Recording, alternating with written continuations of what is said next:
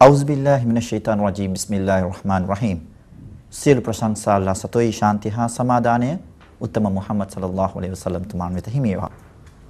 සදාචාරාත්මක ගති පැවතුම් වලින් සපිරුණු නිරෝගිමත් සෞඛ්‍ය සම්පන්න මිනිසෙකු බිහි කිරීමට විවිධ ආගම්වල ඉගැන්වීම් අපට දකින්නට පුළුවන්. සෑම දහමකම යහ පැවැත්ම උදෙසා මිනිසාගේ අභිවෘද්ධිය උදෙසා යම් සීමාවන් ඒ දහම් වල පනවා තිබෙන ආකාරයක් අපට දක්ව ගන්නට පුළුවන්.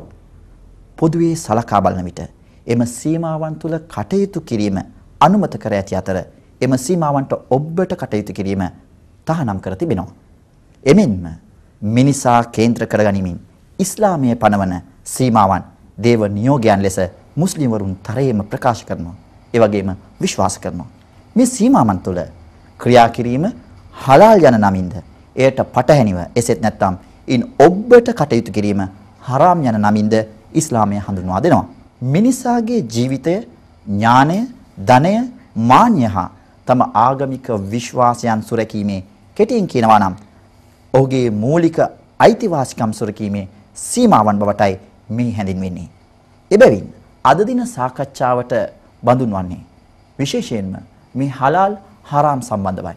විශේෂයෙන්ම ඉස්ලාම් දහම තුළ මේ හලාල් හරාම් සම්බන්ධව කොයිම් ආකාරයක සැලකීමක් දක්වනවාද කියන එකත්, ඒ වගේම මේ හලාල් හරාම් සම්බන්ධව ඒ සැලකීම දැක්වීමෙන් එසෙත් නැත්නම් පිළිපැදීමෙන් අපට ලැබෙනා වූ ප්‍රයෝජන සම්බන්ධවත් කතා කරන්නටයි අද අපි සූදානම් වන්නේ. ඉතින් අපත් සමග මේ සාකච්ඡාව හරවත් කිරීම සඳහා සම්බන්ධ වෙනවා සමස්ත ලංකා මුස්ලිම් වියතුන්ගේ සම්මේලනයේ කොළඹ ශාඛා සමාජික එමෙන්ම හුමේදියා අරාබි විදුහලේ හිටපු කතිකාචාර්ය සහෝදර ඉර්ෂාද් ඉනාමි මහතා, ඒ වගේම වෛද්‍ය මජීද් මහතා, එමෙන්ම සමස්ත ලංකා මුස්ලිම් වියතුන්ගේ සංගමයේ අනුබද්ධිත ආයතනයක් වන හලාල් කමිටුවේ හලාල් විමර්ශනාංශයේ සමාජික සහෝදර නෆීස් මහතා, සමස්ත ලංකා මුස්ලිම් වියතුන්ගේ සම්මේලනයේ සමාජික සහෝදර අර්කම් නූර් අමිත් මහතා, එමෙන්ම දාරුල් මොමිනත් අරාබි විදුහලේ කතිකාචාර්ය සහෝදර මොහම්මද් රමීස් මහතා, සියලු දෙනාම මම සාදරයෙන් පිළිගන්නවා. අතර ඉස්ලාමයේ ආශිර්වාදය. අස්සලාමු අලයිකුම් වරහ්මතුල්ලාහි වබරකාතුහු. ඇත්තෙන්ම අද දවස ඉතාමත් වැදගත් දවසක්. හේතුව මුස්ලිම් වරුන්ගේ සංකල්පයක් වන මුස්ලිම් වරුන්ගේ තමන්ගේ සෞඛ්‍ය ඒ වගේම ජීවිතයේ හරවත් ජීවිතයක් ගත කිරීම සඳහා ඉස්ලාමය එසෙත් නැත්නම් දෙවියන් විසින් අපට අණ කර තිබුණ, ඒ වගේම දෙවියන් විසින් අපට නියම කර තිබුණු මේ සීමාවන් තුළ කටයුතු කිරීම සම්බන්ධව කතාවට සාකච්ඡාවට බඳුන් වීම පිළිබඳව. ඉතින් මුලින්ම මේ කතා බහ හරවත් කිරීම පිණිස මේ ඉස්ලාම් දහම තුළ මේ හලාල් හා හරාම් පිළිබඳව සංකල්පය කවර ආකාරයෙන් පැහැදිලි වෙනවාද, විග්‍රහ කරනවාද කියා කතා බහ කිරීම සඳහා මා ඉතාමත් ගෞරවයෙන් ආරාධනා කරනවා සහෝදර ඉර්ෂාද් ඉනාමි මහතාට. බිස්මිල්ලාහිර් රහ්මානිර් රහීම්. නහ්මදුහු ව නසල්ලි අලා රසූලිහිල් කරීම්. අම්මා බාද්. එතෙන්ම අද කතා බහට ලක්වන මේ හලාල් හා හරාම් කියන මාතෘකාව යටතේ අප අවබෝධ කරගත යුතුයි. හේතුව අද හුඟක් මේ මාතෘකාව නිසා අද ඇති වී තිබෙන යම් යම් විවේචන, ඒ වගේම මේ මාතෘකාව පිළිබඳව ඇති ප්‍රශ්න නිසා අද මිනිස්සුන්ට මේ පිළිබඳව හරි වැටහීමක් නැතුව තිබෙනවා. ඉතින් ඇත්තෙන්ම මුලින්ම අපි මේ හලාල් හරාම් කියන වචනයන් පිළිබඳව අපි අරන් බැලුවා නම් මේ හලාල් හරාම් කියන වචනයන් දෙක අරාබි වචනයන් දෙකක්. හලාල් කියලා කියන්නේ අනුමත වූ, ඒ වගේම හරාම් කියලා කියන්නේ තහනම් වූ. හලාල් කියන එක අනුමත කියලා කියනකොට ඇත්තෙන්ම දෙවියන් විසින් අපට කුමන දේවල් අනුමත කර තිබෙනවද මේ සියල්ලකටම හලාල් කියලා කියනවා. ඒ වගේම දෙවියන් විසින් අපට කිනම් දේවල් තහනම් කර තිබෙනවද මේවට හරාම් කියලා කියනවා. මේක ඇත්තෙන්ම ඉස්ලාමයට පමණක් සීමා වෙච්ච දෙයක් නෙමෙයි. මේක ඉස්ලාම් නොවන අනෙකුත් ආගම්වලත්, බුද්ධ ආගම වෙන්න පුළුවන්, කිතුණු ආගම වෙන්න පුළුවන්, හින්දු ආගම වෙන්න පුළුවන්, මේ හැම ආගමක් තුළම අනුමත ඒ වගේම තහනම් වූ ක්‍රියාපටිපාටියක් තියෙනවා. ඉතින් ඇත්තෙන්ම අද මේ හලාල් කියන එක ඉස්ලාමීය කෝණයෙන් බැලීමට එක හේතුවක් තමයි මේ වචන පරිහරණය අරාබි භාෂාව වීම. ඉතින් ඇත්තෙන්ම තව දෙයක් තමයි අපි හැම ආගමක් දෙසම අරන් බැලුවා නම් ඒකෙත් දෙපැත්තක් තියෙනවා. දැන් බුද්ධ ධර්මයේ මත්පැන් පානය කිරීම තහනම් කරලා තියෙනවා. සූදු කෙලීම තහනම් කරලා තියෙනවා. ඉතින් මේ වගේම කිතුණු ආගමේ සූකර මාංශ භාවිතා කිරීම තහනම් කරලා තියෙනවා. ඉතින් මේ තහනම් අනුමත කියන එක හැම ආගමකටම පොදු දෙයක්. ඉතින් ඉස්ලාම් දහමේ ඇයි මේ තරම් මේක ගැන යොමු වෙන්නේ? මේකට ඇයි වැඩි සැලකිල්ලක් දක්වන්නේ කියලා ප්‍රශ්නයක් නැගුවා නම් ඇත්තෙන්ම මුස්ලිම් වරුන්ගේ එකම පරමාර්ථය, ඔවුන්ගේ ලෞකික ජීවිතයේ එකම පරමාර්ථය ස්වර්ගය කරා පිවිසීමයි. ඉතින් ස්වර්ගයට පිවිසීමට නම් ඔවුන් පරිශුද්ධව සිටිය යුතුයි. ඔවුන්ගේ බාහිර සහ අභ්‍යන්තරයේ පරිශුද්ධව තිබිය යුතුයි. ඉතින් බාහිර සහ අභ්‍යන්තරයේ පරිශුද්ධ වීමට නම් ඔවුන් හලාල් නැමැති අනුමතය වූ දේවලුත් හරාම් නැමැති අනුමත නැති තහනම් වූ දේවල් වලිනුත් ඔවුන් වැළකී සිට ඔවුන් ක්‍රියා කළ යුතුයි. ඉතින් ඇත්තෙන්ම කෙනෙකුගේ ශරීරය, මනස, ඒ වගේම ඔහුගේ ක්‍රියාකලාපයන් මේ සියල්ලක්ම පිවිතුරු වීමට නම් මේ හලාල් නැමැති යොමු වීම, එහෙමත් නැත්නම් හලාල් ගැන වැඩි සැලකිල්ලක් දක්වීම අත්‍යවශ්‍ය වෙනවා. ඉතින් අල්ලාහ් සුබ්හානහු වතාලා කුරානයේ පවා කුලු මින් තයිබාති මා රසක්නාකුම්, ඔබලාට අනුභව කිරීමට ඇති දෑවලින් ඔබලා පිවිතුරු දෑ පමණක් අනුභව කරන්න කියලා අල්ලාහ් තාලා සඳහන් කරලා තියෙනවා. ඒ වගේම අපිට තහනම් වූ දේවල් පිළිබඳවත් අල්ලාහ් සුබ්හානහු වතාලා කුරානයේ සඳහන් පරිශුද්ධ කුරානයේ සඳහන් කරන අවස්ථාවේදී ඒ වගේම අල්ලාහ් සුබ්හානහු වතාලා පරිශුද්ධ අල් කුරානයේ කුමන දේවල් මිනිසාට තහනම්ද කියන එකත් පැහැදිලිව සඳහන් කරලා තියෙනවා. මියගිය සතුන්ද, රුධිරයද, ශූකර මාංශද, අල්ලාහ් අනුමත කළ දබීහා ක්‍රමයට නොකපන ලද දෑද, ගෙලමිරිකා මරණ ලද දෑද, පහළදී මරණ ලද දෑද, බිමට හෙලා මරණ ලද දෑද, ඇන මරණ ලද දෑද, මාංශ භක්ෂිකයෙකු විසින් ගොදුරු කොට සපා කනු ලැබූ දෑද, මෙවැනි සතුන් නුඹලාට තහනම් කර තිබෙනවා කියන එක අල්ලාහ් තාලා කුරානයේ පැහැදිලිවම සඳහන් කරලා තියෙනවා.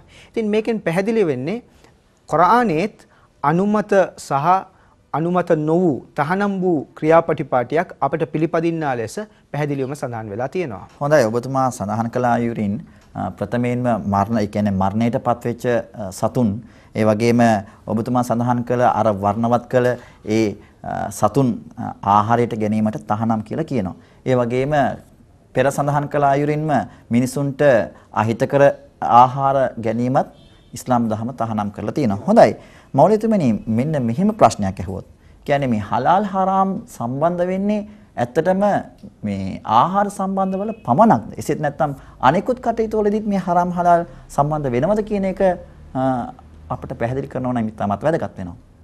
ඇත්තෙන්ම මේ හලාල් හරාම් කියන සංකල්පය ආහාර වලට පමණක් සීමා වන දෙයක් නෙමෙයි. විශේෂයෙන් ආහාර වලට අපි මේක ප්‍රයෝගී කරත් මේක මිනිසෙකුගේ ජීවිතයේ හැම අවස්ථාවකටම බලපාන දෙයක්. කෙනෙකුගේ ජීවිතයේ එක් අවස්ථාවන් වල ඔහු ඒ අවස්ථාව අල්ලාහ් තාලා විසින් අනුමත කළ පරිදි ඒ අවස්ථාව ගත කළ යුතුයි කියන එකත්, එයට පටහැනි වූ ආකාරයට, එහෙමත් නැත්නම් අල්ලාහ් තාලා තහනම් කරපු ආකාරයට ඒ දේ නොකළ යුතුයි කියන එකත් පැහැදිලිවම කුරානයේ සඳහන් වෙලා තියෙනවා. ඉතින් අපි උදාහරණයක් ලෙස බැලුවා නම් විවාහ ජීවිතයේදී කෙනෙකු ඒ විවාහය නීත්‍යානුකූල විදියට කරනවා නම්, ඉස්ලාමීය නීත්‍යානුකූල විදියට කරනවා නම් ඉස්ලාමයේ එය හලාල් බවට, අනුමත වූ එකක් බවටත්, ඒ වගේම එය නීත්‍යානුකූල නොවූ ආකාරයට සිදු වෙනවා නම් ඉස්ලාමයේ ඒක තහනම් වූ ක්‍රියාවක් කියන එකත් පැහැදිලිවම සඳහන් වෙලා තියෙනවා. ඒ වගේම ව්‍යාපාරයක් ගත්තත් ව්‍යාපාරයේ කෙනෙක්ව රවට්ටලා, කෙනෙකුට බැනලා, ඒවා එහෙමත් නැත්නම් බොරු කියලා ව්‍යාපාර කිරීම තහනම් වූ දෙයක්.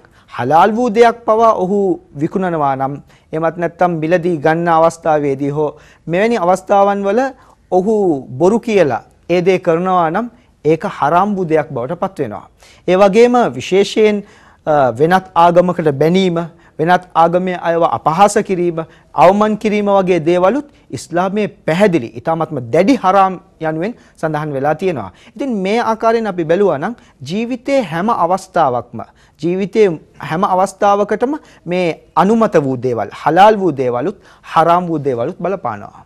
හොඳයි, ඇත්තෙම මිනිස් ජීවිතයට ප්‍රථමත් වැදගත් වන්නේ මිනිසාගේ සෞඛ්‍යතාවය රැක ගැනීමටත්, ඒ වගේම තමයි මිනිසා සදාචාරාත්මක ගති පැවතුම් වලින් සපිරි මිනිසෙකු වීමටත් අපිට ඉතාමත් වැදගත් වෙන්නේ මේ හලාල් හරාම් සම්බන්ධව. ඇත්තටම ඉස්ලාම් දහමට පමණක් මේක සීමා වෙන්නේ නැහැ. සියලුම දහම් වලින් මේ පිළිබඳව මේ හරාම් හලාල් වචනය ඉස්ලාම් දහමට පමණක් ඒ නාමය පමණක් සීමා වුණත් මේ කටයුතු සියලුම ආගමික ජනයා විසින් පිළිපදින දේවල්. ඒ අයට නීත්‍යානුකූල වන, එසේත් නැත්නම් නීත්‍යානුකූල නොවන, එසේත් නැත්නම් අනුමත හා නොඅනුමත මෙවන් වචන පරිහරණය කරමින් තමයි මේ කටයුතු සිදු වෙන්නේ. හොඳයි. අද දින විශේෂයෙන්ම මේ ආහාර සම්බන්ධව කතා කරන නිසාවෙන්ම අපිත් එක්ක වෛද්‍ය මජිත්තුමා සම්බන්ධ කරගන්නවා.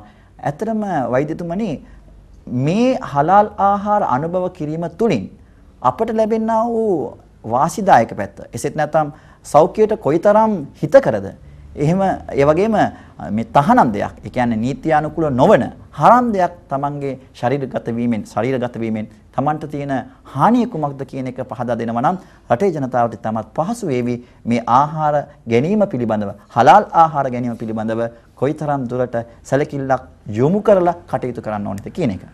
අපි ඉස්සර බලමු හලාල් හා හරාම් ආහාර යන මොනවද කියලා. කුරුෂුද්ධ කුරානයේ සඳහන් වෙන පරිදි පැහැදිලිව සඳහන් වෙනවා අපිට ලයිස්තිගත කරන්න පුළුවන් හලාල් ආහාර යනු මේ කොටස් කීපයට අයිති නොවන දේවල්.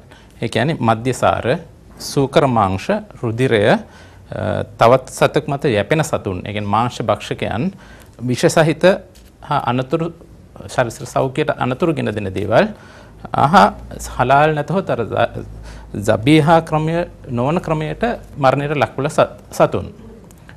මේ කොටස් වලින් හැර ඕනෑම දෙයක් අපිට පරිභෝජනය කරන්න පුළුවන්, ඒවා හලාල් වෙනවා. මේ කොටස් ටික හරාම් වෙනවා.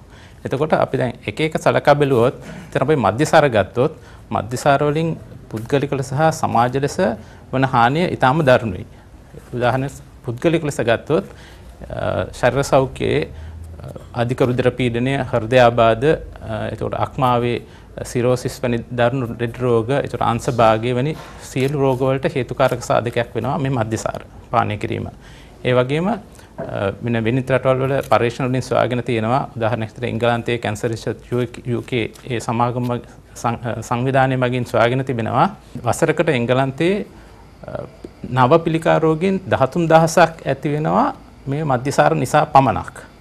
එතකොට තව තමයි දැන් අපේ සමාජයේ සිදුවන සියලුම අපරාධ, එතකොට ගෘහ අපරාධ, එතකොට රෝඩ් ට්‍රැෆික් ඇක්සිඩන්ට්ස්, ඒ කියන්නේ හදිසි වාහන අනතුරු, ඒවා සියල්ලටම හේතුකාරක සාධක වෙන්නේ මද්යසාර. ඇත්තටම ඔබතුමා මතක් කළ පරිදි අද වාහන අනතුරු වලට බොහෝමයක් සිදු වෙන්නේ බීමතින් රිය පැදවීම හේතුවෙන්. ඇත්තම මෙය අප කාටත් එක් පාඩමක්.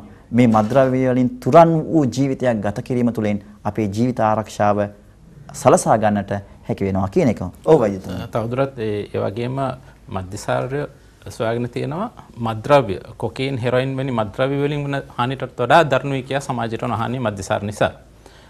තවදුරටත් ශරීර සෞඛ්‍ය ගැන නැවතත් බැලුවොත් මද්යසාර අපි සොයාගෙන තියෙනවා මේ මිනිස්සුන්ගේ ප්‍රතිශක්තිකරණය කියලා පද්ධතියක් තියෙනවා. ඒ කියන්නේ මොකක් හරි වෛරස් ආසාදනයක් ආවොත් ඒ මිනිස්සුන්ගේ ඒ පද්ධතියෙන් තමයි ඒ වෛරසය සටන් කරන්නේ. මේ මද්යසාර වලින් මේ ප්‍රතිශක්තිකරණ පද්ධතිය අඩාල කරනවා. අඩාල කරන හින්දා සමහර වෛරස් රෝග වලට සටන් කිරීමේ හැකියාව නැති වෙ යන්න පුළුවන් මිනිස්සු වලට. ඒ වගේ තත්ත්වයන් නැති වෙනවා මද්යසාර නිසා. අනිත් එක දැන් ඒක විශාල පොදුජන මහජන සෞඛ්‍ය ප්‍රශ්නයක් වෙලා තියෙනවා. ඊට පස්සේ බැලුවොත් සූකර මාංශ ගැන. සූකර මාංශ වල තියෙන ප්‍රශ්නේ තමයි ඒක අපි දන්නා පරිදි විශාල මේද ප්‍රමාණයක් හා කොලෙස්ටරෝල් ප්‍රමාණයක් තියෙන ආහාරයක්. ඉතින් ඒකිනුත් හෘදයාබාධ, අධික රුධිර පීඩනය, අංශභාගය වැනි රෝග තත්ත්වයන් ඇති වෙන්න පුළුවන්. අනිත් එක තමයි මේ සූකර මාංශවල තියෙනවා ශූකර මාංශවල යැපෙන පරපෝෂිත පණුවන් සිටිනවා. ඒගොල්ලන්ට අපි හෙල්මින්ත් පණුවන් කියලා කියනවා. පින්වර්ම්, ටේප්වර්ම්, හුක්වර්ම් ඒ වගේ පණුවන් జాති. මේ මාංශ හරියට පිළියෙල කරගන්න නැතුව ආහාරයට ගත්තම මේ වලින් අපේ අන්ත්‍රවල විවිධ රෝගකාරී තත්ත්වයන් නැති වෙනවා. මේ එතකොට මේ අපිට වමන යාම, බඩබුරුල් වී යාම, අන්ත්‍රවල ඇති වෙන කැක්කුම, ඒ වගේ ආහාර විෂ වීම වැනි විවිධ රෝගකාරී තත්ත්වයන් නැති වෙන්න පුළුවන්. තවත් සමහර වෛරස් සමග මේවා චක්‍රයක් ඇති වෙනවා. ඒ කියන්නේ ජීවන චක්‍රය. උදාහරණයකට අපේ එක්ක ජීවන චක්‍රයක් ඇති වෙනවා මේ ඩෙන්ගු වෛරසය ඇති වෙනවා වගේ මේ සූකරයන් සමග හෙපටයිටිස් B කියන වෛරසය චක්‍රීකරණය වෙනවා. එතකොට මේ මාංශ අපි අනුභව කරාම අපිට හෙපටයිටිස් E සමන හෙපටයිටිස් E රෝගී තත්ත්වය ඇති වෙන්න පුළුවන්. දැන් ඔබතුමා සඳහන් කරන ආකාරයෙන් මෙවන් රෝග ලක්ෂණ මොන හරි තියෙනවද මේ අයට හඳුනා ගන්න? පොදු ජනතාවට මෙවන් රෝගයක් ඉදිරිපත් කරනකොට ඒ අයට ඒ තරම් අවබෝධයක් නැහැ ඒ රෝගය කුමක්ද කියන එක. යම්කිසි ලක්ෂණ එහෙම තියෙනවා නම් ඒවත් අපිට ඉදිරිපත් කරන්න පුළුවන්. ඔව් ගොඩක්ම අන්ත්‍රවල තමයි එන්නේ. ඒ කියන්නේ බඩ බුරුල් වල යාම නැත්නම් බඩේ කැක්කුම වමනය අන්තික සමහර වෙලාවට මේ ලේ වහන වීමක් අපි නොදැනුවත්ම වෙන්න පුළුවන්. ඒ නිසා ඇඟේ ලේ ප්‍රමාණය අඩු වෙලා ඒකෙන් බෙලහීන වී වෙනත් අතුරු ආබාධ ඇති වෙන්න පුළුවන්. හොඳයි. ඔබතුමා කිව්වා වගේම ශූකර මාංශ තවත් මොනවා හරි තියෙනවද? ඔව්. ඊට පස්සේ අපි බලමු අපිට අනුමත වූ දේ මොනවද කියලා. මේවෙන් අමතරව අනුමත වූ දේවල් විදිහට දෙනවා. ඒ කියන්නේ සබීහා කියන ක්‍රමය අනුව මරණයට ලක් කළ අනුමත කළ සතුන්. දැන් මේ ක්‍රමය හරි සුවිශේෂී ක්‍රමයක්. අර බටහිර රටවල අර ස්ටනින් කැප්ටිව් බෝල් ස්ටනින් ක්‍රමයට සාපේක්ෂව ඒ කියන්නේ පරීක්ෂණ කරලා සොයාගෙන තියෙනවා සතුන්ගේ මරණයට ලක් කිරීමට යෝග්‍යම ක්‍රමය සුදුසුම ක්‍රමය හලාල් ක්‍රමය කියලා. ඒක ජර්මනියේ සිදු වුණා දැන් වසර කිහිපයකට කලින්.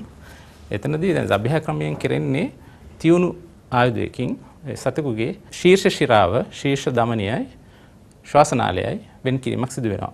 නමුත් ස්නායු පද්ධතියට මොකක්වත් වෙන්නේ නැහැ. මෙතනදී විශේෂ වන්නේ ඒ සතා මේ යන අවස්ථාවට කිට්ටු වෙනකන් හෘද ස්පන්දනය වීමක් වෙනවා. ඒ නිසා හෘද ස්පන්දනය වෙනකොට සතාගේ ඇඟේ තියෙන ලේ ඔක්කොම සියල්ලම සිරුරෙන් පිටතට යනවා. එතකොට අපිට හම්බෙන්නේ ලේ වලින් පිරිසිදු වෙච්ච මාංශ. ඔව් දැන් ඔබතුමා සඳහන් කළ අයුරින්ම අපි දන්නවා ඊෂාතුමත් අපට පැහැදිලි කළා මේ රුධිරය සම්බන්ධව. මේ රුධිරය කොයිතරම් බලපානවද කියන එකද. සබීහා ක්‍රමයට අපි දැන් ඔබතුමා කියන පරිදි අපි ඒ ක්‍රමයට ඒ සතාව ආහාරයට ගැනීම සඳහා සූදානම් කරනවා නම් ඒ කියන්නේ රුධිරතොර පිරිසිදු මාංශ අපට ලැබෙනවා. රුධිරය සම්බන්ධවත් ඔබතුමා අපට පැහැදිලි කරනවා නම් රුධිරය කියන්නේ ශුද්‍ර ජීවීන් වර්ධනය වෙන්න හොඳ රෝපණ මාධ්‍යයක්. ඒක කල්චර් මීඩියම් කියලා. ඉතින් ගොඩක් විෂ බීජ අපිට ටයිෆොයිඩ් උණ සන්නිපාතයේ ආහාර විෂ වීම වගේ ඇති කරන සල්මොනෙල්ලා වැනි විෂ බීජ වලට හොඳ රෝපණ මාධ්‍යයක් තමයි රුධිරය. මිය ගියත් ඒ රුධිරය තියෙනවා නම් ඒ සතාගේ ඇඟ ඇතුලේ ඒ විෂ බීජ වලට ඒකේ වර්ධනය වෙන්න පුළුවන්. ඊට පස්සේ ආහාරයට ගන්න අවස්ථාවේ අපිට ආහාර විෂ වීම ඇති වෙන්න පුළුවන්.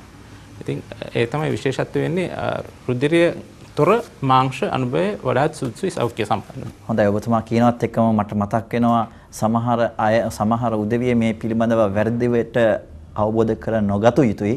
හේතුව ඇවිල්ලා රුධිරය තහනම වන්නේ අපේ ආහාරයට පමණයි. නමුත් ලේ දන් දීමේ ව්‍යාපෘති වලට ඉස්ලාම් දහම කිසිම ආකාරයකින් බාධාවක් නැහැ. මම හිතන්නේ මේ සඳහා මේ ජමිතුල් උලමා ඒ කියන්නේ සමස්ත ලංකා මුස්ලිම් වියතුන්ගේ සම්මේලන විසින් නීතිමය උපදෙස් පවා ලබා දීලා තියෙන සෑම ප්‍රදේශයකම මේ ලේ දන් දීම් කරන්න කියන එක. හොඳයි. ඒකත් එක්කම අනතුරු අපි සාකච්ඡාවට බඳුන් කරන්නේ ඇත්තෙන්ම මේ සමස්ත ලංකා මුස්ලිම් වියතුන්ගේ සම්මේලනය විසින් තමයි මේ හලාල් සහතිකය නිකුත් කරන්නේ. විවිධ රටවල් වල අපි දකිනවා රාජ්‍ය හෝ රාජ්‍ය නොවන මට්ටමින් මේ හලාල් සහතික නිකුත් කිරීමේ ක්‍රියාවලිය. නමුත් මේ ලංකාවේ මේ සම්බන්ධව කටයුතු කරන්නේ සමස්ත ලංකා මුස්ලිම් වියතුන්ගේ සම්මේලනයේ අනුබද්ධිත ආයතනයක් වන හලාල් කමිටුව විසින්. ඉතින් සාදරයෙන් පිළිගන්නවා මේ හලාල් කමිටු විමර්ශන අංශ සමාජික සහෝදර නෆිස්තුමා ඇතරම ඔබතුමා පැහැදිලි කළා නම් පොදු ජනතාවට ඉතාමත් පහසු වේවි මේ හලාල් සහතික කරණයේදී අපි ඒ කියන්නේ ඔබ ආයතනයේ විසින් ක්‍රියා කරන ක්‍රමය කොහොමද මේ සහතිකය ලබා ගන්නට කොයි වගේ ලියකියවිලි ඉදිරිපත් කරන්න ඕනේ නැත්නම් කොමන ආකාරයක සිදුවීමක් මේ ක්‍රියාවලියක් ක්‍රියාපාටියක් ඔබ ආයතනයේ විසින් මේ සහතිකය ලබා ගැනීම සඳහා ලබා දෙනවද කියන මඟ පෙන්වනවද කියා අපට පැහැදිලි කරනවා නම් පොදු ජනතාවට පහසු වේවි මේ කටයුතු නිවැරදිව කරගෙන යාමට. සහෝදර මාහර් මැතිතුමනි, ප්‍රථමයෙන්ම හලාල් සහතිකයක් ලබා දීමට යම් ආයතනයක් එම ආයතනයේ යම් අවශ්‍යතාවයන් තියෙනවා. කොන්දේසි තිබෙනවා ජාත්‍යන්තරව පිළිගැනීමේදී. මෙම කොන්දේසි සම්පූර්ණ කිරීමට ශ්‍රී ලංකාවේ ඇති ආයතනය තමයි සමස්ත ලංකා ජමියතුල් උලමා නැත්නම් සමස්ත ලංකා මුස්ලිම් වියතුන්ගේ සංගමය. මෙම සංගමය පිළිබඳව කෙටි හැඳින්වීමක් කරනවා නම් වර්ෂ 1924 දී දේශපාලනික හෝ ලාභ ලැබීමේ අරමුණු නොමැතිව ලංකාවේ සිටින මුස්ලිම් සහ මුස්ලිම් නොවන ජනයින්ට සේවය කිරීමෙන් පරමාර්ථයෙන් ආරම්භ කරන ලද ආයතනයක් තමයි සමස්ත ලංකා මුස්ලිම් වියතුන්ගේ සංගමය. මෙම සංගමයේ වසර 2000 දී පාර්ලිමේන්තුවේදී පනත්ගත කර පාර්ලිමේන්තුවේදී පනත්ගත කරනු ලැබුණා. හරි, මෙම සමස්ත ලංකා මුස්ලිම් වියතුන්ගේ සංගමේ විසින් ලබා දෙන සේවාවන්ගෙන් එක් සේවාවක් තමයි මේ හලාල් සහතික ලබා දීම. හරි, මම දැන් ඔබ ඇසූ ප්‍රශ්නෙට පිළිතුරු දෙන්නම්. හලාල් සහතිකය ලබා දීමේදී අපි අනුගමනය ක්‍රියාපටිපාටි අතවශ්‍යම යම් ආයතනයකට තම ආයතනය වෙනුවෙන් හලාල් සහතිකය ලබා ගැනීමට අවශ්‍ය වොත් ඒ සඳහා ඔහු අප ආයතනයෙන් ඉල්ලීමක් කළ යුතුයි. විවිධ ආකාරයෙන් ඉල්ලීම් කරනු ලබනවා. දුරකථනයෙන්, විද්‍යුත් තැපැල් මගින්, එසේ නැත්නම් අපේ කාර්යාලයට ඇවිත් ඉල්ලුම් කරනවා. මේ සෑම අවස්ථාවෙදීම අපි එම පාරිභෝගිකයාට එම අයදුම්කරට අපි පවසා දෙන්නේ උපදෙස් ලබා දෙන්නේ ඒ පිළිබඳව අපගෙන් ලිඛිතව ඉල්ලුම් කරන ලෙස. මෙම ලිඛිත ඉල්ලුම පදනම් කරගෙන අපි ඔහුට ඒ සඳහා අවශ්‍ය වන අයදුම් පත්‍රය ඒත් සමගම අපේ හලාල් සහතික කිරීමේ ක්‍රියාපටිපාටි ඇතුළත් ලියවිල්ල ඔහුට බාර දෙනවා. මෙම අයදුම් පත්‍රය ඒ සමගම එම ක්‍රියාපටිපාටි අඩංගු ලියවිල්ලේ සඳහන් අනෙකුත් ලියකියවිලි සමග ඔහු එම අයදුම්පත අප ආයතනයට අයදුම්පතර ගාස්තුවත් සමග බාර දීමෙන් පසු අපගේ තාක්ෂණික අංශය ආහාර විද්‍යාවේ උපාධිධාරීන් ඒ වගේම මේ සම්බන්ධව හලාල් සහතික කිරීම සම්බන්ධව ඉතාමත් හොඳ නිපුණත්වයක් ඒ වගේම අත්දැකීම් රාශියක් ඇති අපගේ තාක්ෂණික අංශය විසින් ඇගයීමට ලක් කරනු ලබනවා. මෙහිදී පැන නැගෙන තවත් ප්‍රශ්නයක් තමයි මේ එක් ආයතනයක් විසින් ලබා දෙන ඔවුන්ගේ තොරතුරු උදාහරණයක් ලෙස නිෂ්පාදනය සඳහා වූ භාවිතා කරන අමුද්‍රව්‍යයන් ඒ වගේම නිෂ්පාදන ක්‍රියාපටිපාටිය මේ සියලුම දේවල් ඉතාමත් රහස්‍යභාවයේ සුරකිය යුතු තොරතුරු වෙනවා. මේ සඳහා අපි දැඩිවම බැඳී සිටිනවා. අපි මේ සම්බන්ධව ලබා ගන්නා තොරතුරු සියල්ලම අධ්‍යයනයට ලබා දෙන්නේ එක් කණ්ඩායමකට.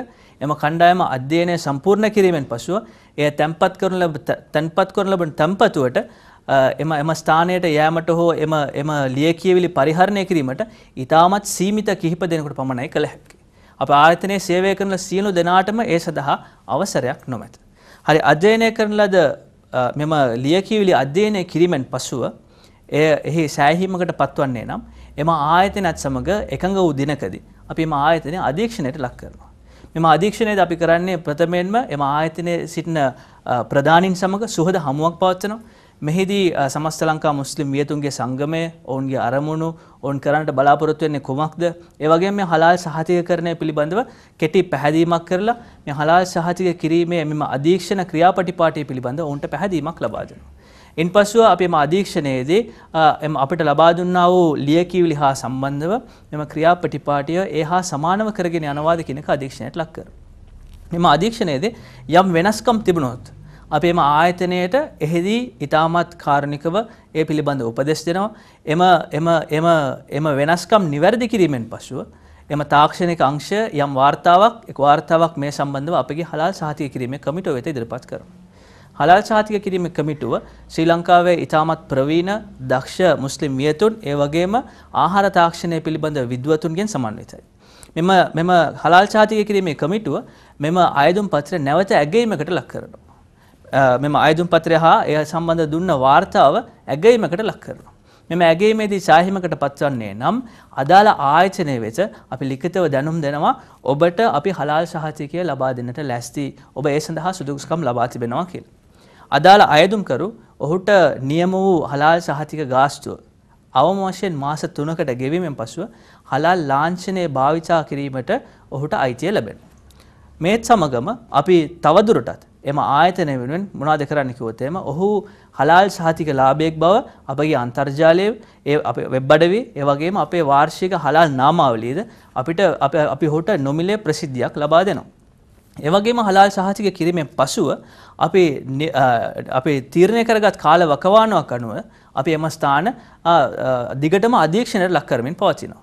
එම අධීක්ෂණයේදී අපි බලාපොරොත්තු වෙන්නේ ආරම්භයේදී තිබූ ආකාරයටම අපත් සමග එකඟ වූ ආකාරයට ඕන් දිගටම කරගෙන යනවාද යන්නේ. එහිදී යම් යම් වෙනස්කම් ඇති වෙන්නට අවස්ථා ඇත. ඒ වගේ වෙලාවලට අපි එම ආයතනයේ ප්‍රධානීන් සමග සාකච්ඡා කරලා එය නිවැරදි කර ගැනීමට අපි ඔවුන්ට උපදෙස් ලබා දෙනවා. ඒ වගේම තමයි මෙම හලාල් සහතිකකරණය වාර්ෂිකව හෝ වසර 2කට සැරයක් තීරණය කරගත් කාල වකවානුවලදී එය අලුත් කර ගැනීමත් අවශ්‍ය වෙනවා. හොඳයි. ඇත්තටම මෙවන් සහතිකයක් ලබා ගැනීම සඳහා අයදුම්කරුවෙකු ඉල්ලීමක් කළ විට එසේත් නැත්නම් ඔබ ආයතනයට අයදුම්පත් බාර දුන්නයින් අනතුරුව කොයිතරම් කාලයකට පසුවද මේ සහතිකය ක්‍රියාත්මක වන්නේ? අතවශ්‍යම මේ සම්බන්ධව මට මෙතරම් කාලයක් යයි කියා නිශ්චිතවම කිව නොහැක. ඒකවත් කිසිම ප්‍රශ්නයක් නොමැතිනම් කිසිම නිවැරදි කිරීමක් කිරීමට අවශ්‍ය නැත්නම් සියලුම ලියකියවිලි ඒ වගේම අධීක්ෂණයේ සෑහීමට යන තත්ත්වයට පත් වෙන ආකාරයට තිබෙනවා නම් මාස 2ක් තුල ලබාගත හැකිය. නමුත් වෙනස්කම් කිරීමට තිබෙනවා නම් අදාළ ආයතනයේ ඔවුන්ගේ කැපවීම ඔවුන් එම ක්‍රියාවලියට ගන්නා කාලය මේ සමග යම් කාලයක් ගත වීමට හැකිය. සියලුම දේ හරියාකාරව තිබෙනවා නම් මාස 2ක් ඇතුළත ලබාගත හැකිය. හොඳයි. නරඹන ඔබටත් ඔබේ ආයතනයේ දියුණුව සඳහා හලාල් සහතිකයක් ලබා ගැනීමට අවශ්‍ය නම් මේ සඳහන් කළ ක්‍රමයට අනුව එනම් ඔබ ඉල්ලීමක් කරන්න ලිඛිතව ඉල්ලීමක් කරන්න ඉන් අනතුරුව අයදුම්පත් ලබා දෙවි. ඒ අයදුම්පත් වල තියෙන කොන්දේසි නිවැරදිව ඔබ පිළිපදින්න.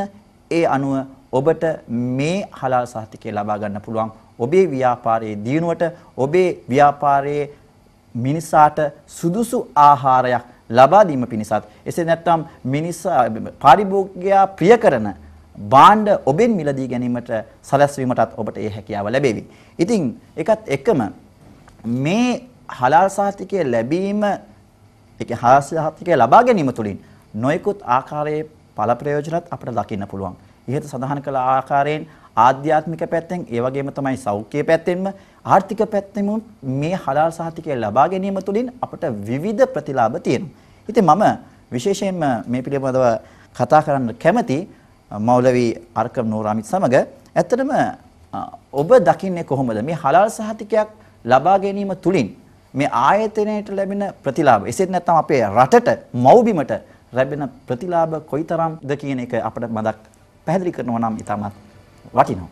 බොහොම ස්තුතියි මෞලිතුමා. මේ ආර්ථික ප්‍රතිලාභ ගැන අපි සාකච්ඡා කරනකොට කොටස් තුනකට අපිට බෙදන්න පුළුවන්. දේශීය වෙළඳපොලේ නිෂ්පාදන දියුණු කිරීම සහ නිෂ්පාදන වැඩි කිරීම. දෙවනුව විදේශ අපනයන කිරීම. තුන්වෙනි සංචාරකයන්ගේ පැමිණීම දියුණු කිරීම. මේ අනුව අපි සාකච්ඡා කරනකොට අපේ මේ කුඩා රට ලංකාව දැන් ආර්ථික දියුණුව සමග ආර්ථික දියුණුව දෙහා ගමන් කරන මේ කාලයේදී අපිට වැඩි අවධානය වෙන්න අවශ්‍ය වෙන දේ තමයි ආර්ථික ප්‍රතිලාභය. මේ ආර්ථික ප්‍රතිලාභය බලනකොට හලාල් වෙළඳපොළ ලෝක හලාල් වෙළඳපොලේ ඇමරිකානු ඩොලර් ට්‍රිලියන් 2කට වඩා ප්‍රමාණයක් 2006 සමීක්ෂණය අනුව අපිට ලබා ගන්න පුළුවන්. ඒ අනුව ලෝක වෙළඳපොලේ අපිට දැනගන්න පුළුවන් ලොකු වාසියක් ආර්ථික ලාභයක් අපේ රටට අපනයන කිරීමෙන් ලබා ගන්න පුළුවන් කියන දේ. මේ අනුව අපිට දකින්නට පුළුවන් මේ නිෂ්පාදනය වල තුල සමහරු අහන ප්‍රශ්න තමයි මේ හලාල් සාතික අලුත් ක්‍රියාවක්. ඊට කලින් මෙවැනි ක්‍රියාවක් තිබුණේ නැහැ. ඇයි දැන් මේ අලුතෙන් මේ හලාල් සාතිකයට අවශ්‍යතාවයක් තියෙන්නේ? මුස්ලිම් වරුන් එදා සිටින් අද දක්වා හලාල් ජීවන ක්‍රමයෙන් තමයි ජීවත් වී සිටින්නේ. මේ නිෂ්පාදන ක්‍රියාපටි වලින් මාරු වීම සමගම දියුණුව සමගම තාක්ෂණ දියුණුව සමගම අපිට දැනගත යුතුයි process food හැම ආයතන වලින් process වන ආහාර ද්‍රව්‍ය ඒ වගේම ආහාර භාණ්ඩ වැඩි වීම සමග මේ අවස්ථාවේදී මුස්ලිම් ආයතනට වඩා මුස්ලිම් නොවන ආයතනයට තමයි වැඩි ලාභයක් තියෙන්නේ මේ සහතිකයෙන්. මුස්ලිම් ආයතනයේ සහ මුස්ලිම් පාරිභෝගිකයන් අතර යම්කිසි අවබෝධයක් තියෙනවා හලාල් හරාම් පිළිබඳව. එම නිසා ඒ අවබෝධය තුළ විශ්වාසයෙන් මිලදී ගන්න අවස්ථාවක් අපිට දකින්නට පුළුවන්. මුස්ලිම් නොවන ආයතනවල මෙවැනි භාණ්ඩ විකුණනකොට මෙම සාතිකයෙන් නොමැතිනම් අවිශ්වාස තත්වයක් තියෙනවා. එෙහිදී අපිට දකින්නට පුළුවන් ආරම්භයෙන්ම අපේ සමස්ත ලංකා ජමීයත් උලමා හලාල් සාතික සංගමයේ ඒ කමිටුවෙන් ආරම්භයේ පළමුවෙන්ම සාතික ලබා දුන් ආයතනය මුස්ලිම් නොවන ආයතනයක් වෙනවා.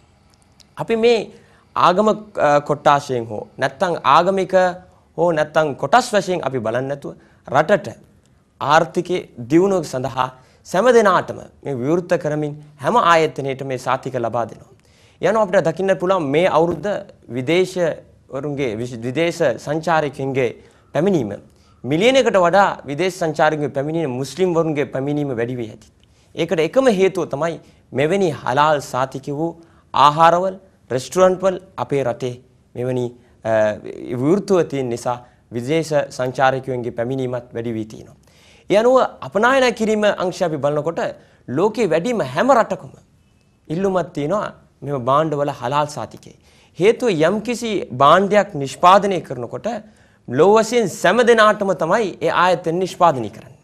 ඒ නිෂ්පාදයේ ප්‍රමාණය අපිට වැඩි කරන්න පුළුවන් නම් ඒ ආයතනයේට මූලික යන වියදමේ කොටස අඩු කරගන්න පුළුවන්.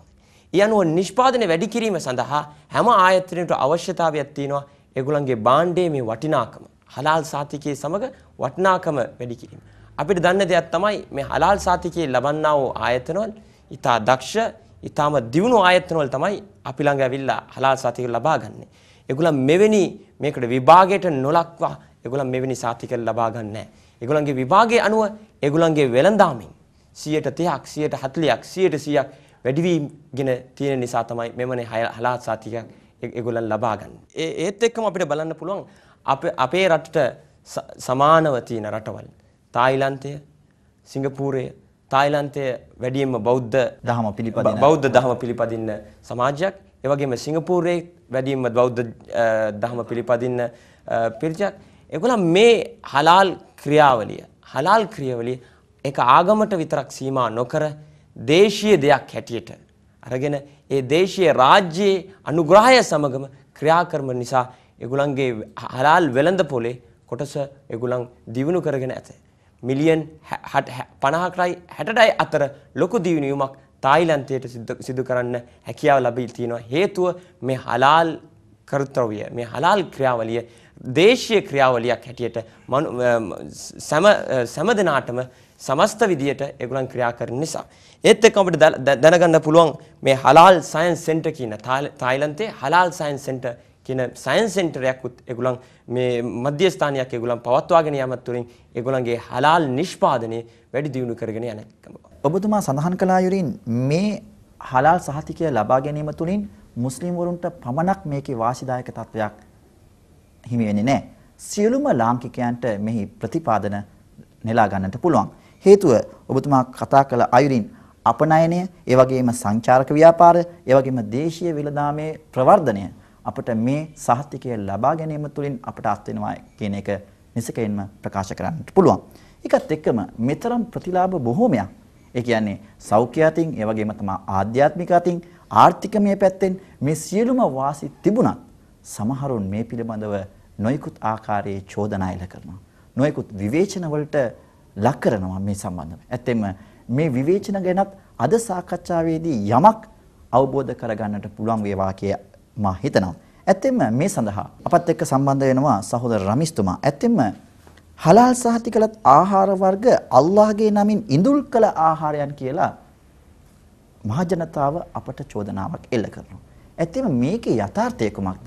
ඇත්තෙන්ම මේ අල්ලාහ ඒ කියන්නේ දෙවියන්ට කැප කළ ඉඳුල්ද එසේත් නැත්නම් වෙනයම් යථාර්ථයක් මේ සඳහා තියෙනවද කියන එක අපට පැහැදිලි කරනවා නම් ඉතාමත් වටිනවා. අල්හම්දුලිල්ලාහ් වස්සලාතු වස්සලාමු අලා රසූලිල්ලාහ් අම්මා බාද්. ඇත්තෙම සහෝදර මාහිරතුමනි, ඔබතුමාණන් මේ සාකච්ඡාව ආරම්භයේදීත් ඒ වගේම ඉර්ෂාද් සහෝදරයාත් පැහැදිලිව මේ ගැන අපිට පෙන්වලා දුන්නා. ඇත්තටම හලාල් හරාම් කියන දේ කියන්නේ මේ වචන භාවිතයෙන් තමයි මේක මුස්ලිම් වරුන්ට පමණක් අයිති දෙයක් කියලා සමාජයේ අද වටහාගෙන තියෙන්නේ. හලාල් හරාම් කියන්නේ වචන දෙකක් විතරයි. අරාබි වචන දෙකක්. ඒකෙන් තේරුම් කෙරෙන්නේ අනුමත හා තහනම් කියන අර්ථයන් දෙක විතරයි. ඉතින් මේ අනුමත හා තහනම් කියන දේ ඉස්ලාම් ධර්මයට වමනක් සීමා සහිතයි කියන දේ ගැනත් සීමා සහිත නොවන බවත් අපේ ඉර්ෂාද් සහෝදරයා පවසලා දුන්නා. ඉතින් ඒ නිසා අපි දැනගත යුතු ප්‍රධානම කරුණ මොනවාද කිව්වොත් මේ අනුමත හා තහනම් කියන දේ කියන්නේ අපිට කෑමට බීමට සුදුසු හා නොසුදුසු කියන අර්ථය තමයි මෙතනින් පැහැදිලි කරන්නේ. ඒකට සුළු උදාහරණයක් හැම දිනාටම තේරෙන සුළු උදාහරණයක් වශයෙන් බිස්කට් එකක් ගමු. මේ බිස්කට් එක හලාල්ද හරාම්ද කියන දේ අපි වෙන්කොට හඳුනාගන්නේ ඒ බිස්කට් එක නිපදවන්න භාවිතා කරපු අමුද්‍රව්‍ය හේතු කොටගෙන තමයි. ඒ අමුද්‍රව්‍ය තුල අපිට තහනම් වූ කිසියම් අමුද්‍රව්‍යයක් අඩංගු වෙලා තිබ්බොත් අපේ වෛද්‍යතුමා හා ඉර්ෂාද් මැතිතුමා පැවසු ආකාරයට කුරානයේ සඳහන් වූ ආකාරයේ අපිට තහනම් වූ කිසියම් ද්‍රව්‍යයක් එහි අන්තර්ගත වූවොත් අපි ඒකට කියනවා හරාම් වූ ආහාර කියලා, හරාම් වූ බිස්කට් එකක් කියලා, තහනම් වූ බිස්කට් එකක් කියලා. එහෙම කිසිම ද්‍රව්‍යයක් අමුද්‍රව්‍යයක් ඒකේ අන්තර්ගත නොවුනොත් අපි ඒකට කියනවා හලාල් වූ බිස්කට් එකක් කියලායි. ඉතින් මේකෙන් අපිට සම්පූර්ණයෙන්ම පැහැදිලි වෙන්නේ මොනවාද කිව්වොත් හලාල් හා හරාම් කියන දෙයින් හලාල් එකෙන් අපි තේරුම් කරන්නේ දෙවියන්ට කැප කරපු ආහාරයක් නොවේ බව තමයි. සියලු ආගම් වලින් මේක තමයි පැහැදිලි කරන්නේ. මේ ආගම් වල හලාල් වූ ආහාර කියන්නේ ඒගොල්ලන්ට අනුමත කරපු ආහාර කියන්නේ ඒගොල්ලන්ගේ දෙවියන් වරුන් වෙනුවෙන් කැප කරපු ආහාර නෙමෙයි කියන දේ ගැන අපිට පැහැදිලි වෙනවා මේකෙදි. ඇත්තටම පොදු ජනතාව තවත් ප්‍රශ්නයක් මතු කරනවා. ඇයි මේ සහතිකය සඳහා මේ භාවිතා කරන සලකුණෙහි අරාබි භාෂාවෙන් මේ හලාල් කියලා සඳහන් කරලා තියෙන්නේ? ඇත්තටම මේ අරාබි භාෂාවෙන් සඳහන් නොකර වෙනත් භාෂාවකින් ඇයි ලංකාවේ පරිහරණය වෙන භාෂාවකින් ඇයි අපි ඒක ඒ සලකුණ තබන්න නොහැකිය ඇයි කියන එක මහජනතාව අහන ප්‍රශ්නයක්. මේකේ යථාර්ථය මේකේ මේ ඇයි මේ හලාල් කියන ලාංඡනයේ අරාබි අක්ෂරය තුලින් මෙය ඉදිරිපත් කරන්නේ? ඇත්තෙම හොඳ ප්‍රශ්නයක්. අපි දන්නවා මුස්ලිම් වරුන් හැටියට ශ්‍රී ලාංකික මුස්ලිම් වරුන් නෙමෙයි ලෝකේ ජීවත් වෙන සෑම මුස්ලිම් වරියකගම පිළිගැනීම ආහාරයක් කැමට සුදුසුද යන පිළිගැනීම ඒගොල්ලන් අර්ථවත් කරන්නේ මේ නම මේ හලාල් නාමය පරිහරණය කිරීම තුලින් තමයි. අන්තර්ජාතිකව මෙම හලාල් කියන වචනය අරාබි භාෂාවෙන් පාවිච්චි කිරීම තුල පිළිගැනීමක් තියෙනවා. උදාහරණයක් වශයෙන් අපේ රටින් ඉපදවන අපේ ආහාර ද්‍රව්‍යයන් අපි අපනයනය කිරීමට අවශ්‍ය වෙනවා. ඉතින් මේ වගේ අවස්ථාවකදී ඔබ කියනවා වගේ මෙතන අපි වෙනත් භාෂාවකින් ඔය අනුමත හා තහනම් කියන දේ භාවිතා කිරීම වැරද්දක් කියලා අපි මෙතන සඳහන් කරන්නේ නැහැ. ඒක වැරද්දක් නෙමෙයි. නමුත් පිළිගැනීමක් ඔය වචනය තුල අඩංගු වෙලා තියෙනවා. නිපදවන භාණ්ඩයක් අපේ ලංකාව තුල මේ ඒ කියන්නේ ඒක අපි අපනයනය කිරීමේදී උදාහරණයක් වශයෙන් මැද්ද පෙරදිග රටකට අරාබි දේශයකට මේ අපි අපනයනය කිරීමේදී අපි වෙනත් නමකින් permissible කියලා ඉංග්‍රීසියෙන් හෝ වෙනත් නාමයකින් අපි මේක ඒකේ මුද්‍රා කරලා අපි යැවීමෙන් ඒ රටවල් වල ජීවත් වෙන මුස්ලිම් ප්‍රජාව තුළ ඒ භාණ්ඩයට එච්චර පිළිගැනීමක් ලැබෙන්නේ නැහැ. ඔවුන් නිසකෙවින්ම කිසිම සැකයකින් තොරව ඒ භාණ්ඩය පරිහරණය කිරීමට ඒ කැම බීම අනුභව කිරීමට උන් පෙළඹවන්න බෑ. නමුත් මේ හලාල් කියන නාමයෙන් අපි ලෝකේ පුරා මොනම ප්‍රදේශයකට මොනම රටකට මේ භාණ්ඩ අපි අපනයනය කරත් ඒ ප්‍රජාව තුළ මේ හලාල් කියන නාමය ඒගොල්ලන්ගේ හිත තුළ බැඳිලා තියෙන නාමයක් නිසා ඒ නාමයේ විශ්වාසය නිසා නිසකෙන්ව කිසිම සැකයකින් තොරව ඒ භාණ්ඩ පරිහරණය කිරීමට ඔවුන්ව පෙළඹවන්න පුළුවන්. ඉතින් අන්තර්ජාතික මට්ටමේ අපේ ප්‍රජාව දැනුවත් කිරීමට අපේ ශ්‍රාංකික භාණ්ඩ අන්තර්ජාතික මට්ටමේ ඒ කියන්නේ ඔබතුමා කියන්නේ ජාත්‍යන්තර මට්ටමින් පිළිගැනීමක් ජාත්‍යන්තර මට්ටමේ පිළිගැනීමක් ළඟා කරවීම සඳහා තමයි අපි මේ හලාල් කියන මේ අරාබි වචනයම භාවිත කරන්නේ. ඔව් ඇත්තෙන්ම මේ හලාල් අරාබි අක්ෂර සහිත මේ හලාල් සංකේතය තුලින් අපට තියෙන වාසිය කුමක්ද කිව්වොත් ජාත්‍යන්තර පිළිගැනීමක් මේ හලාල් කියන අරාබි අක්ෂරයත් සමග ලබා දෙන්නා වූ මේ සලකුණට තියෙනවා. ඒ නිසා වීම තමයි මේ හලාල් කියන සලකුණ තුල අරාබි අක්ෂර සඳහන් මේ ක්‍රමය අනුගමනය කරලා තියෙන්නේ. හොඳයි ඒකත් එක්කම තවත් දෙයක් තමයි තවත් එල්ලවන චෝදනාවක් තමයි මේ හලාල් ආයතනය සඳහා ඒ කියන්නේ මේ හලාල් සහතිකයේ නිකුත් කිරීම සඳහා යම්කිසි මුදලක් අය කරනවා. මේ මුදල ඉස්ලාමීය ප්‍රචාරක කටයුතු සඳහා යොදනවා කියන චෝදනාවක් මහජනතාවගෙන් අපට එල්ල වෙනවා. ඇත්තම මේ පිළිබඳව මම හිතන්නේ පිළිතුරු දීමට සුදුසුම කෙනා නෆිස්තුමන් හේතුව හලාල් සහතික නිකුත් කිරීමේ අංශයේ සමාජිකයෙක් වන නිසා ඔබතුමාටයි මේ ප්‍රශ්නය මේ මුදල් පරිහරණය කරන්නේ ඉස්ලාමීය ප්‍රචාරක කටයුතු වල සඳහාද? ඇත්තටම මාහිරතුමනි යම් ආයතනයක් වුණාම ඒ ආයතනය ලබා ගන්නා ආදායම් වලින් නැත්නම් අය කිරීම වලින් ඒහා සම්බන්ධ වියදම් තිබෙනවා. ඒ කවුරුත් දන්නා කරුණකි. අපේ හලාල් සහතික කිරීමේ අංශය ගත්තොත් මම කලින් කිව්වා පරිදි අධීක්ෂණයන් සඳහා ඒ වගේම ඇගයීම් සඳහා මිනිස් ශ්‍රමය, විදුලිය, ජලය, ඒ වගේ ප්‍රවාහන වගේ බොහොමයක් වියදම් තියෙනවා. උදාහරණයක් ලෙස කියනවා නම් අපගේ අධීක්ෂණ කණ්ඩායම මාසයකට සාමාන්‍ය කිලෝමීටර් 1000ක් 2000ක් අතර දුර ප්‍රමාණයක් වුන් ගමන් කරනවා. ත්‍රිකුණාමලයට යනවා, මේ පැත්තේ මාතරට යනවා, කොළඹ ඇතුළේ ගොඩාක් ආයතන අධීක්ෂණය කිරීම සඳහා යනවා. මේ සඳහා බොහොමයක් වියහියදම් වෙනවා. මේ වගේ බොහොමයක් වියහියදම් කරන වෙලාවේදී අප ලබා ගන්නා මෙම අය කිරීම වෙනත් අරමුණු වලට අපි භාවිතා කරනවා කියන එක කිසිම පදනමක් නැති බවම අවධාරණය කිරීමට කැමැතියි. ඒ වගේම තමයි මෙම ප්‍රශ්නත් සමග මම තවත් ප්‍රශ්නයකට පිළිතුරු දෙන්නම් මේ අවස්ථාවේදී. මෙම ආයතනයක් මගෙන් ලබා ගන්නා අය කිරීම මෙය දැරිය නොහැකි ඊටමත් විශාල අය කිරීමක් කියන සැකයක් තියෙනවා.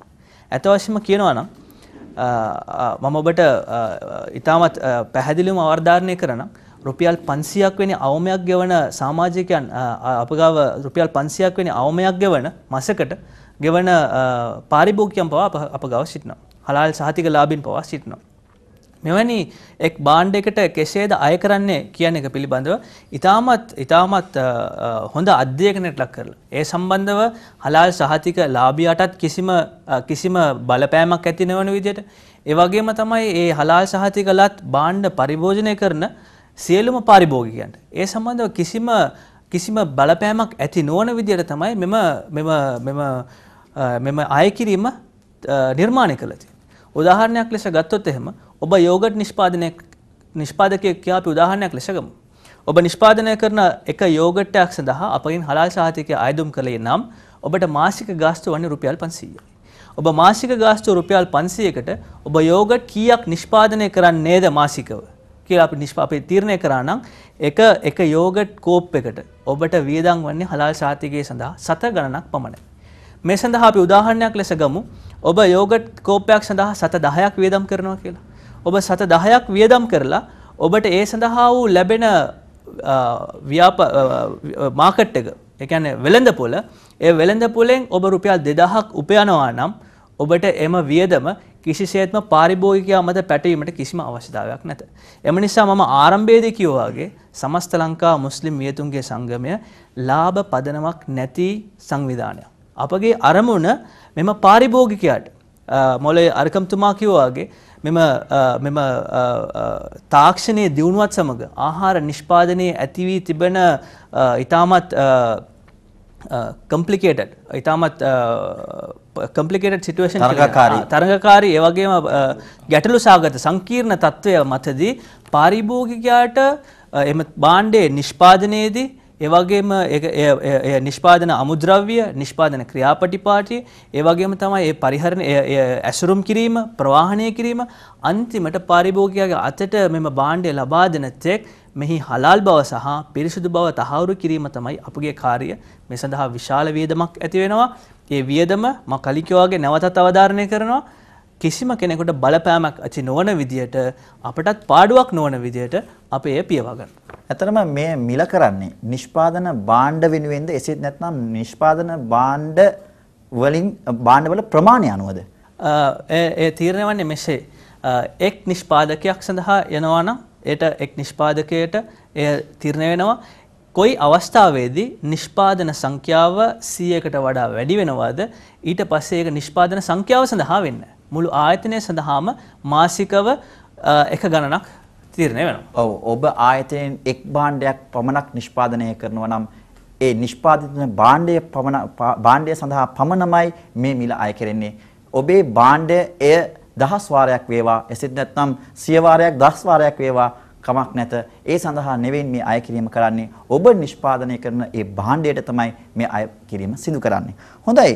ඒ වගේම තමයි තවත් දෙයක් තමයි මේ සහතිකය ලබා ගැනීම සඳහා මේ කමිටුව විසින් ඒ කියන්නේ මේ හලාල් අංශය විසින් නොයෙකුත් බලපෑම් ඒ ආයතන වලට සිදු කරනවා කියන මතයකුත් මේ පොදු ජනතාව තුළ තියෙනවා. ඒ සම්බන්ධව රමිස් මෝඩයතුමනි ඔබ ආයතනයේ මේ සඳහා ක්‍රියා කරන්නේ කොයියම් ආකාරයකද? එසේ බලකිරීමක් සිදු වෙනවද ඔබ ආයතනයේ විසින්? ඇත්තෙන්ම ඔබතුමාට මේ ගැන පැහැදිලි දැන්.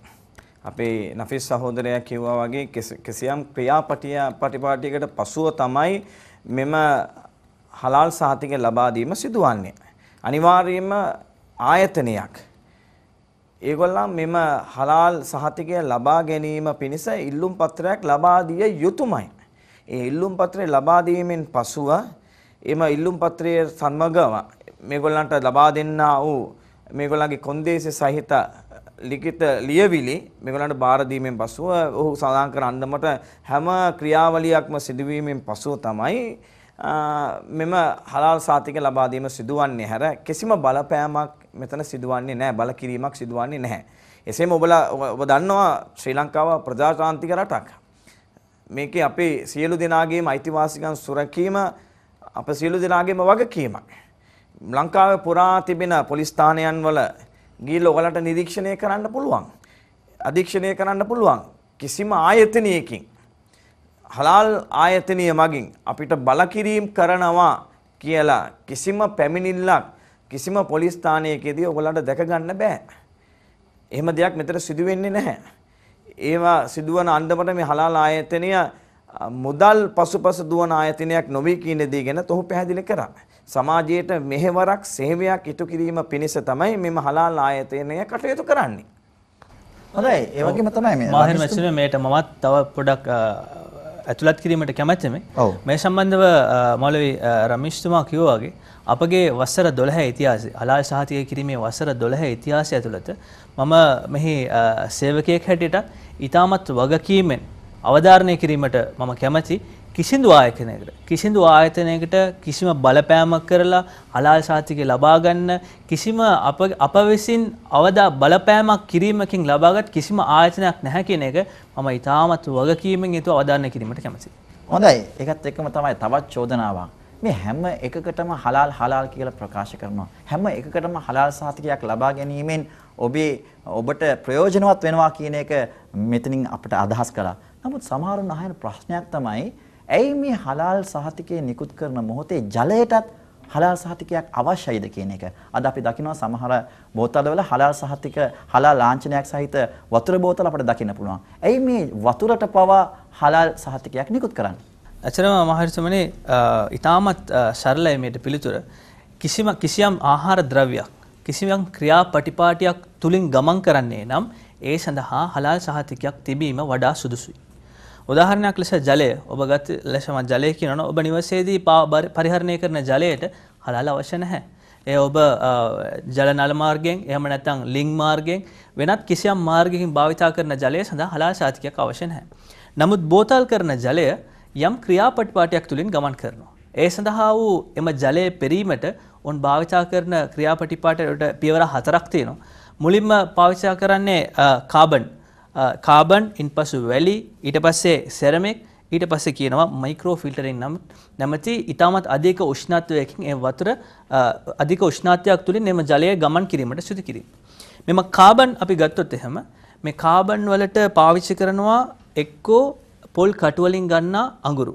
එහෙම නැත්නම් ඇටකටු මගින් ගන්නා අඟුරු. ඒ කියන්නේ මිනිස් ඇටකටුත් වෙන්න පුළුවන් සත්ව ඇටකටුත් වෙන්න පුළුවන්.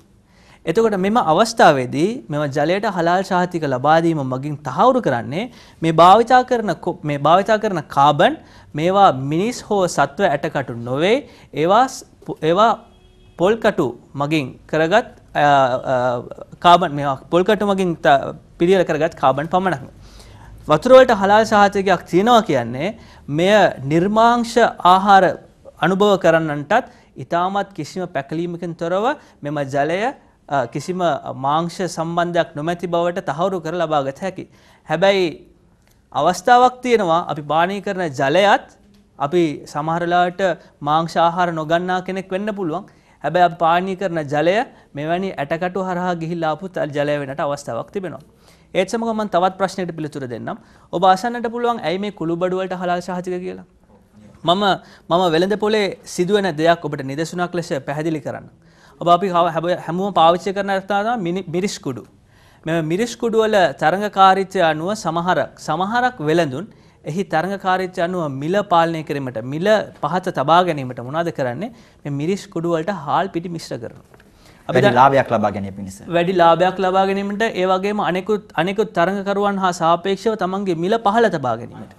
රයිට් මේ අවස්ථාවේදී අපි දන්නවා මිරිස් කුඩු රතු පාටයි හාල් පිටි සුදු පාටයි. එතකොට මෙතන වර්ණයේ පොඩි වෙනසක් ඇති වීමට හැකි. ඒ නිසා වුන් පාවිච්චි කරනවා රතු පාට වර්ණකාරක.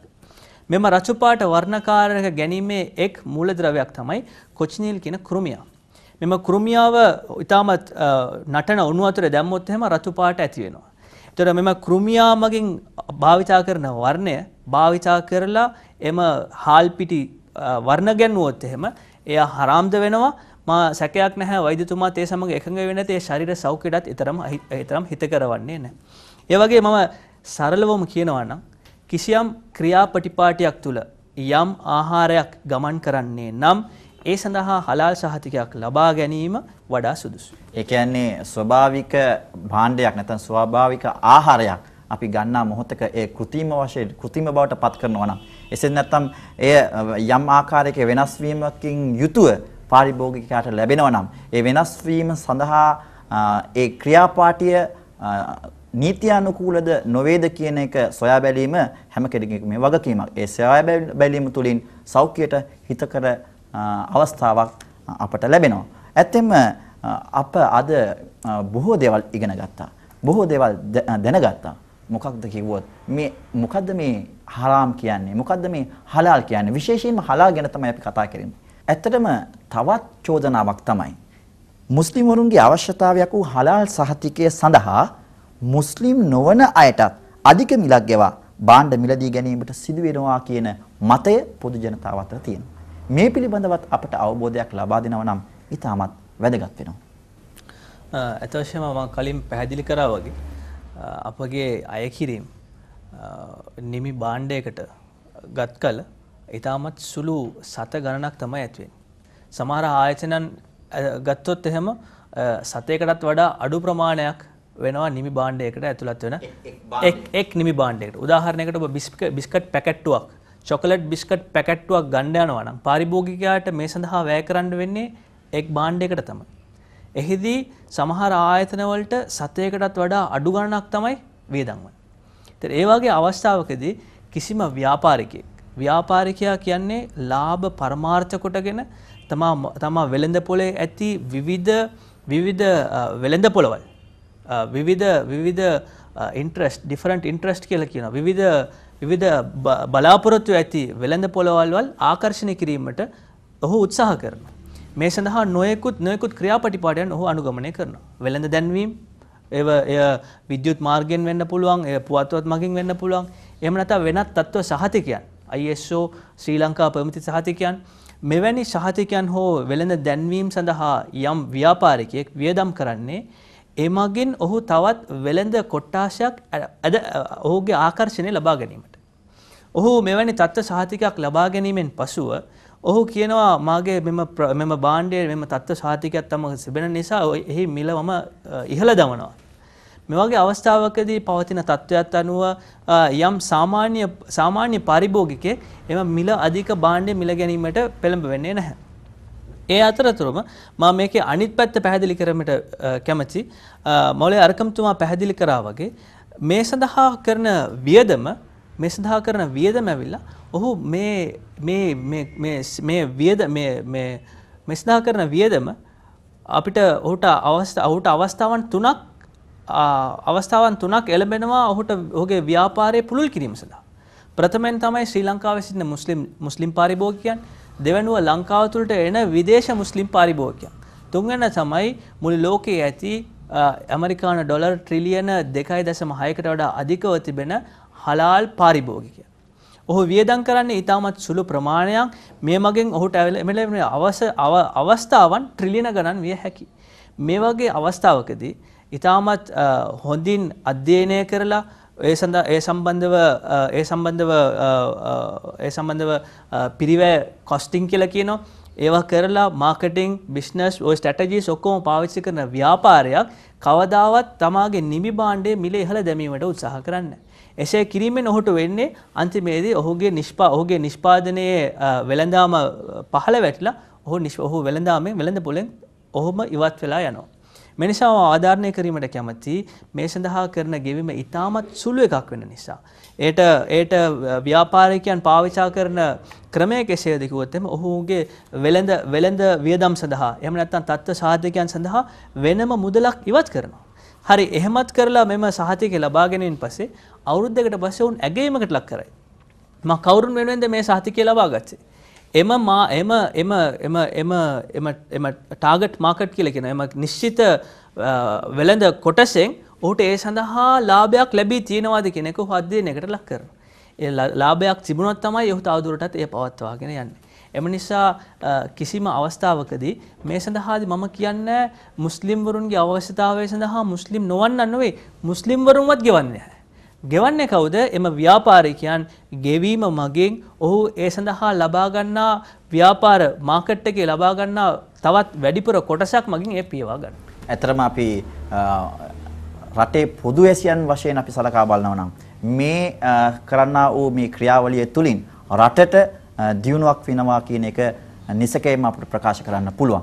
හේතුව ඇවිල්ලා මම මීට කලින් අපිට ප්‍රකාශ කළ අයුරින් අර ක්‍රම තුන විශේෂයෙන්ම ප්‍රකාශ කළ අයුරින් අපනයනය, ඒ වගේම තමයි දේශීය වෙළඳාමේ දියුණුව, ඒ වගේම ජාත්‍යන්තර වෙළඳපොළට අප හඳුන්වා දීම මෙවන් රාශියක්, ඒ කියන්නේ ප්‍රයෝජන රාශියක් අපිට සිදු වෙනවා මේ සහතික කිරීම තුළින්. ඉතින් ඔබටත් හැකියාව තියෙනවා මෙවන් අවස්ථාවකට ඉදිරිපත් වෙලා ඔබත් මෙවන් සහතිකයක් ලබා ගැනීම තුළින් ඔබේ ආයතනය දියුණු කරන්නට හැකියාවක් තිබෙනවා. ඇතෙන්ම ඔබතුමා විසින් විශේෂ පැහැදිලිව විග්‍රහයක් කළා ඔබ ආයතනයේ විසින් සහතිකයක් නිකුත් කිරීමේදී ක්‍රියා කළ යුතු අයුරු සම්බන්ධව. ඒ ඊටමත් වටිනවා අපේ අනිකුත් උදවියටත් මේ සම්බන්ධව මේ හලාල් සහතිකයක් ලබා ගැනීමේ වටිනාකම සම්බන්ධව ඔබතුමා ඊටමත් පැහැදිලිවම අපට විග්‍රහ කළා. ඇත්තරම ඔබතුමාටත් ස්තුතියි. ඒ වගේම තමයි මේ හලාල් සහතිකය ලබා ගැනීම තුළින් අපට ලැබෙනා වූ ප්‍රයෝජන මොනවද කියන එකත්, ඒ කියන්නේ සහතිකය ලබා ගැනීම තුළින් අපි කලින් කතා කළේ ආධ්‍යාත්මික හා තමන්ගේ ශරීරයට හිත කරවන අයුරින් මේ හලාල් ආහාර ලබා ගැනීම තුළින් තමන්ට සිදුවෙනා වූ වාසිය. මෙතන මේ කතා කරන්නේ විශේෂයෙන්ම අපි මේ හලාල් සහතිකය ලබා ගැනීමෙන් අපට ආර්ථිකමය ලාභ බොහෝමයක් අපට සිදු වෙනවා. ඒ සම්බන්ධව මෞලවී අරකම්තුමාණන් ඉතාමත් පැහැදිලිව අපට විග්‍රහ කළා. ඒකේ අපනයනය සම්බන්ධව එනකොට ඒ කොයිතරම් වාසියක් අපට ලැබෙනවද? සංචාරක ව්‍යාපාරයේ දියුණු වීම සඳහා මේ කොයිතරම් දායකත්වයක් ලබා දෙනවද? ඒ වගේම තමයි දේශීය වෙළඳාම ගොඩනැගීම සඳහා මේ කොයිතරම් ඉවහල් වෙනවද කියන එක ඉතාමත් පැහැදිලිව අර්කම් නූරමිත් මහතා අපට පැහැදිලි කළා. විශේෂ ස්තුතිය ඔබටත්. ඒ වගේම තමයි සහෝදරවරුනි. අද එන මේ එල්ලවන නොයෙකුත් චෝදනා වලට යම් චෝදනා සඳහා අපි පිළිතුරු ලැබුවා.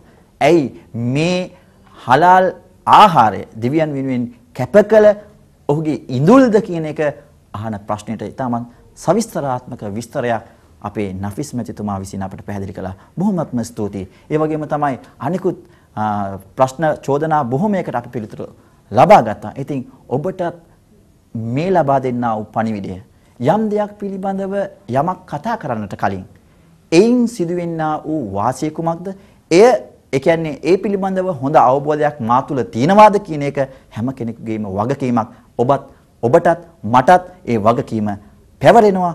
යම් දෙයක් ගැන කතා කරන්නට කලින් ඒ පිළිබඳව හොයා බැලීම. ඔබටත් ඒ වගේ අවස්ථාවක්, ඔබටත් යම් කිසි සැකයක් ඔබ තුළ මතුවෙනවා නම් මේ දුරකථන අංශ ඔස්සේ හලාල් අංශය වෙත කතා කරන්න අමතන්න 0111 74 25 225 යන දුරකථන අංකයට අමතා මේ පිළිබඳව වැඩි විස්තර දැනගන්නට පුළුවන් වේවි.